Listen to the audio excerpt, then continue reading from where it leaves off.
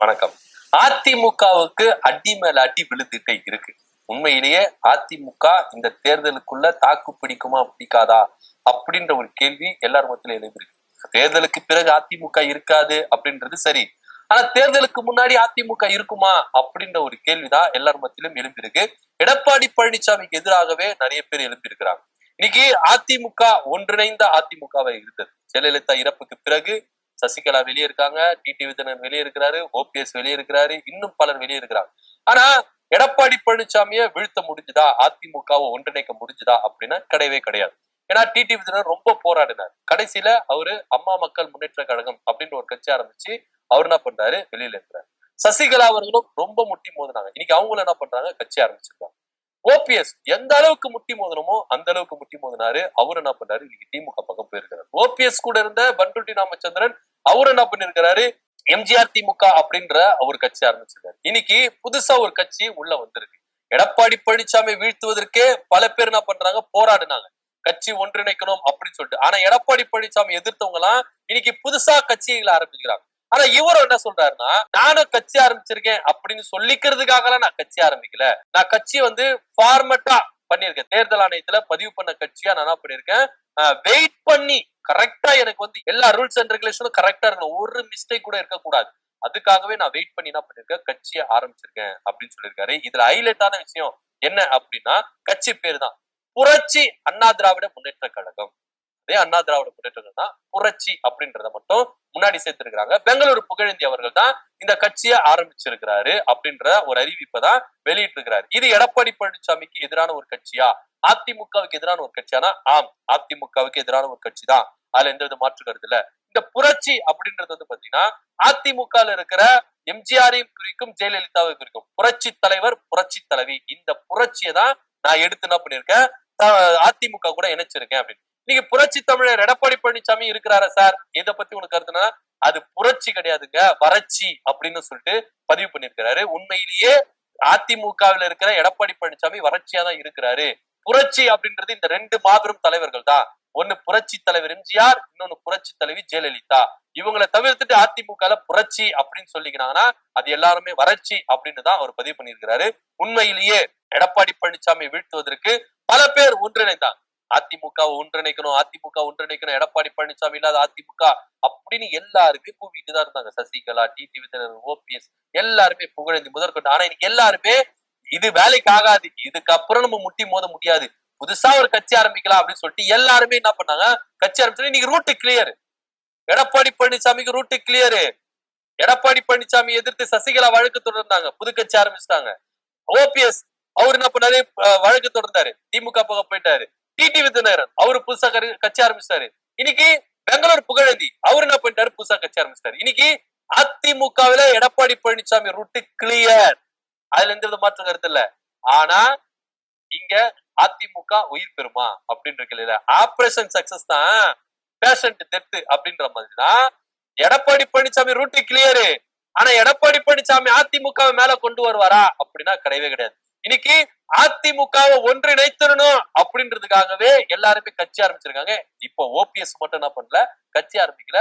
அவர் என்ன பண்ணிட்டாரு, திமுக போய் சேர்ந்துட்டாரு. ஓபிஎஸ் கட்சி ஆரம்பிச்சிருக்கணுங்க, கட்சி ஆரம்பிக்காம அவர் திமுக பக்கம் பெரும் தப்பு அப்படின்ற ஒரு விமர்சனத்தையும் பெங்களூர் புகழேந்தி முன்வைக்கிறாரு. அதே போல சசிகலா விமர்சிச்சிருக்கிறார். நானும் கட்சி ஆரம்பிச்சிருக்கேன்னு பேருக்கெல்லாம் சொல்றதுக்கெல்லாம் நான் என்ன பண்ணல, கட்சி ஆரம்பிக்கல, நான் பதிவு பண்ணப்பட்ட கட்சி, எனக்கு அங்கீகாரம் வர இருக்கு, நான் வெயிட் பண்ணிருந்தேன், எல்லாமே கரெக்டா இருக்கணும் அப்படின்றதுக்காகவே நான் வெயிட் பண்ணி இந்த கட்சியை நான் என்ன பண்ணிருக்கேன், பதிவு பண்ணிருக்கேன். இன்னைக்கு உங்களுக்கு அனௌன்ஸ்மெண்ட் கொடுத்திருக்கேன். கூடிய விரைவில் நான் எல்லா நிர்வாகிகள் பற்றியும், கொடி சின்னம் எல்லாவற்றையும் நான் என்ன பண்ணுவேன், அனௌன்ஸ்மெண்ட் பண்ணுவேன் அப்படின்னு சொல்றாரு. இந்த தேர்தல 2026 சட்டமன்ற தேர்தல யாருடன் கூட்டணி வைக்க போகிறார் புரட்சி அதிமுக அப்படின்றத ஒரு பெரிய கேள்வி இருக்கு.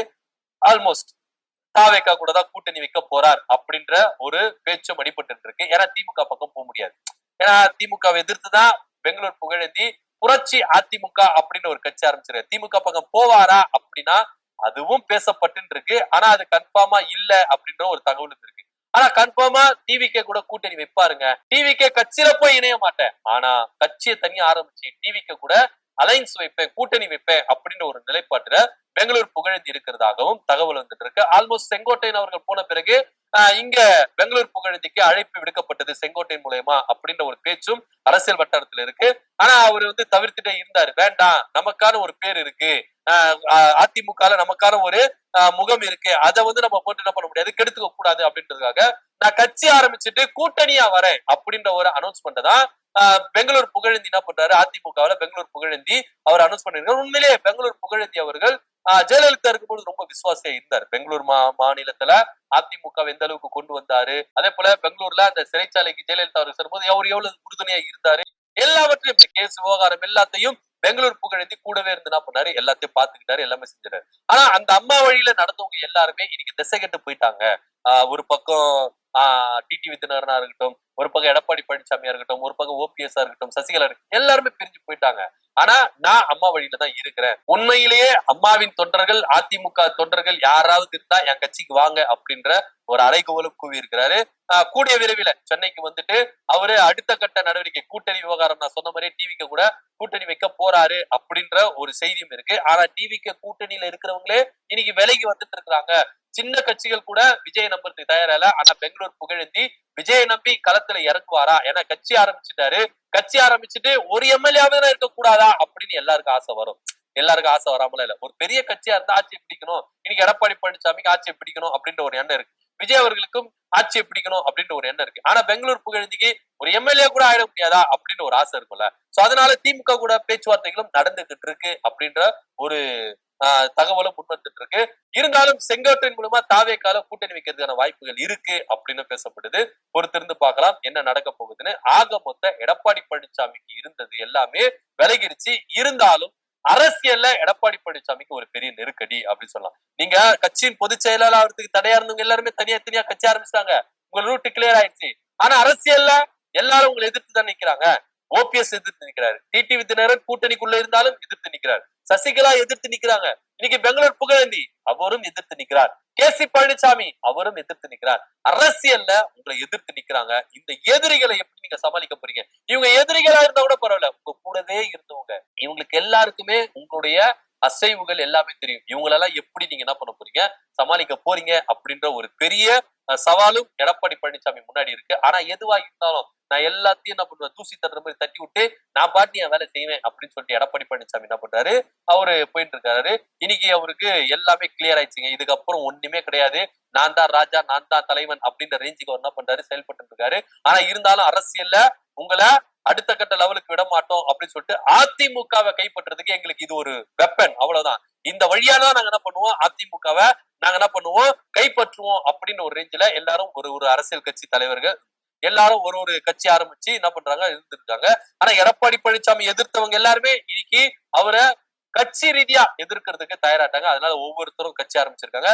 புரட்சி அதிமுக அப்படின்றது எந்த அளவுக்கு ஒரு புரட்சியை செய்ய போகுது, அதிமுக எந்த அளவுக்கு புரட்சி செய்து கபலீகரம் பண்ண போகுது அப்படின்ற பொறுத்து பார்க்கலாம். பெங்களூர் புகழேந்தி எடப்பாடி பழனிசாமி வீழ்த்துவதற்கு புரட்சி அதிமுக அப்படின்னு ஒரு கட்சி ஆரம்பிச்சிருக்கிறாரு. இதை பத்தியோட கருத்து அப்படி கமெண்ட் பண்ணுங்க.